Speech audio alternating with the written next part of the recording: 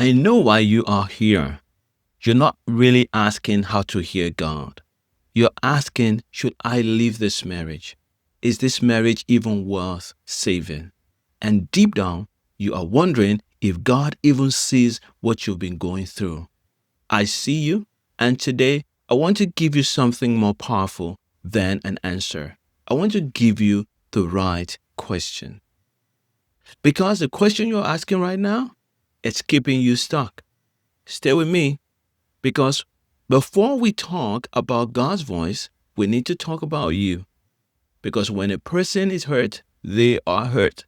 When a person is bleeding emotionally, they cannot hear clearly. And I need you to understand that before anything else. Think about this. If you cut your finger in the kitchen, you don't stop and ask yourself why you got distracted. That is not the first step. The first step is to stop the bleed. Apply pressure, take care of the wound. Then once you've stabilized, you ask, what happened? And what do I do next? The same is true emotionally. Some of you have been emotionally bleeding for months, some of you for years. And the question, should I leave this marriage? That question is not really the question to make a decision. It's a symptom.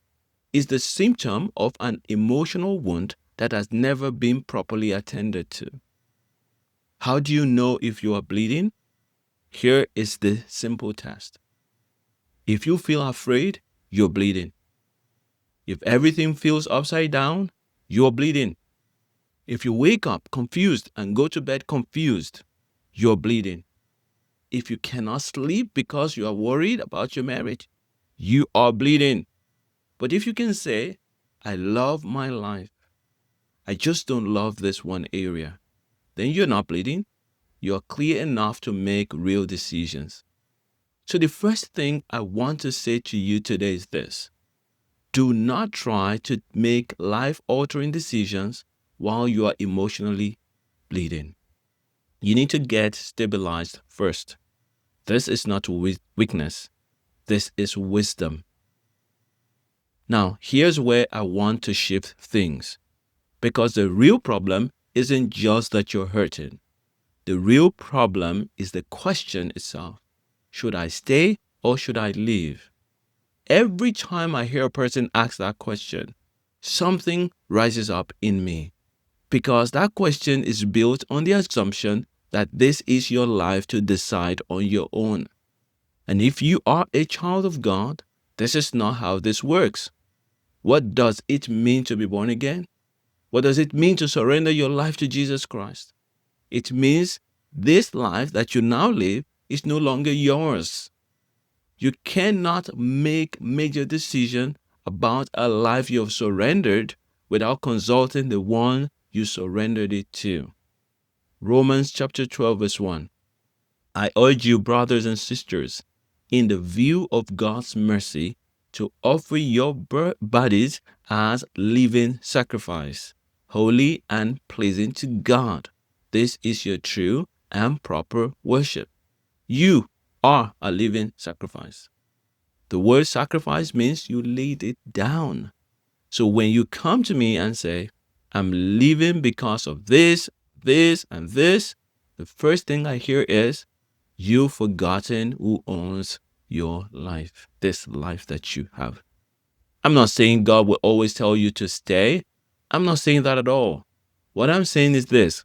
You cannot leave or stay without first asking the one who called you. So let's change the question. Instead of asking, should I stay or should I leave? Start asking, what is God saying to me in this season? What does God want to do in me and through me right now? What is God's purpose for my life, and does this marriage align with it? That is a completely different conversation. And that conversation, that one, God will meet you in it. So once you've gotten stabilized, once you've stopped the emotional bleeding, now we can talk about how to hear God. And I want to give you 4 practical ways God speaks. Number one, the Word of God.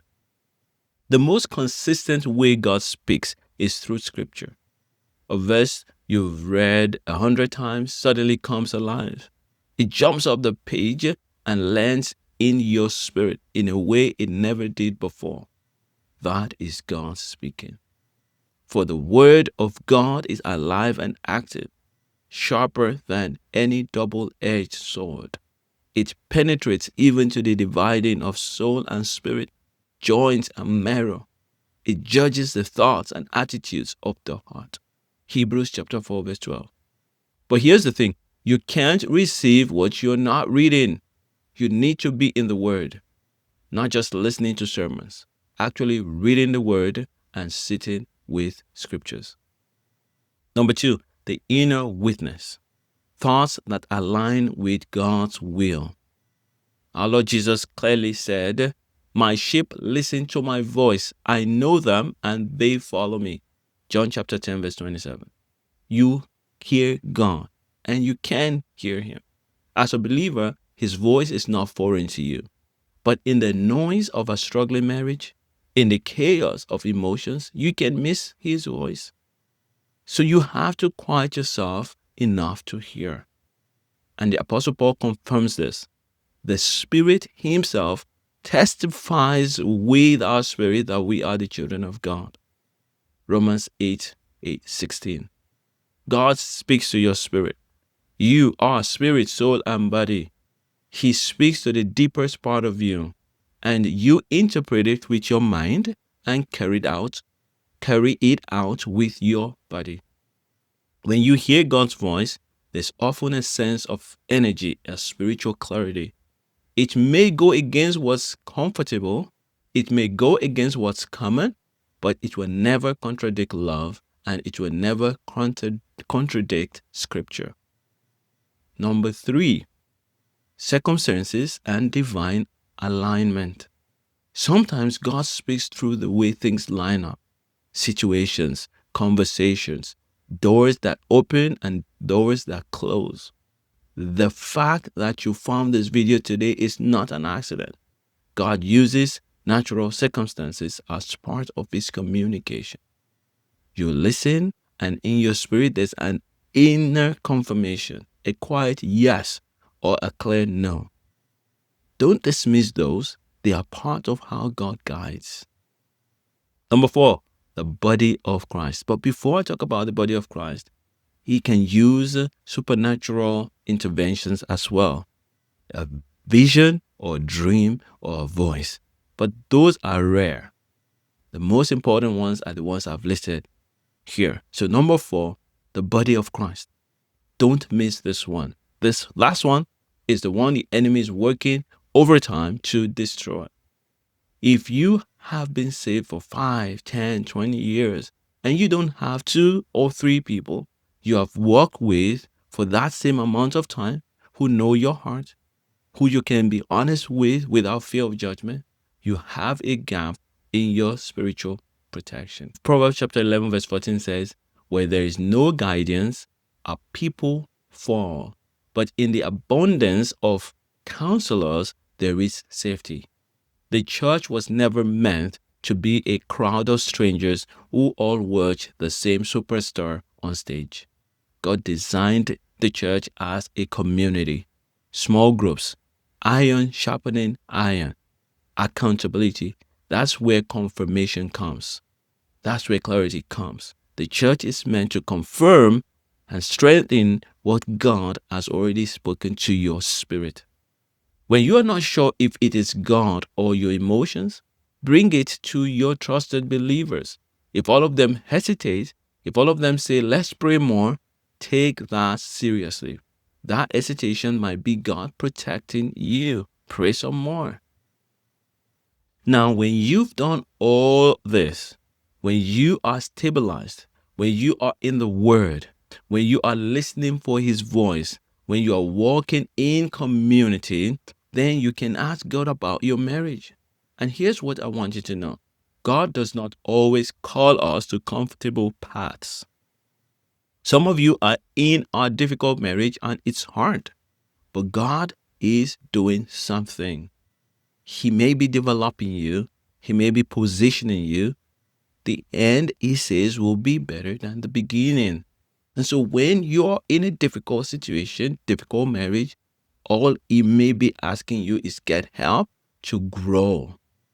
Ecclesiastes chapter 7 verse 8 says, the end of a matter is better than its beginning, and patience is better than pride. Sometimes God will release you. Not every difficult marriage is one that you must stay in forever. Sometimes it will make a way out. Sometimes the circumstances will make the door obvious. Whatever he says, that is what you follow. Not what is comfortable, not what is easier, what he says. And if you are in a space where God is saying, this marriage can be restored, come to me with that. That is the person I love working with the most. Someone who says, I know God wants this to work. I've been trying alone. I need help. I can tell you this with confidence. In 6 months, if we work together with that kind of clarity, you will have a new marriage. Not because of me, because God is already involved. So here's where I want to leave you today. Stop asking, should I stay or should I leave? Start asking, what is God saying to me right now? Get stabilized. Get into the Word. Learn to hear His voice. Get connected to the body of Christ. And then bring that clarity into your marriage. If you're watching this and you know you're still in the bleeding stage, if everything feels chaotic and you can't even think straight, start there. Watch the other videos in this series. Let God calm you down. Let Him stop the bleed. And if you're ready to go deeper, if you're ready to have someone walk with you through this, there is a link in the description. Book a call with me. Let's talk. I want to make sure you get the clarity God has already prepared for you. The Lord bless you and keep you. I'll see you in the next one.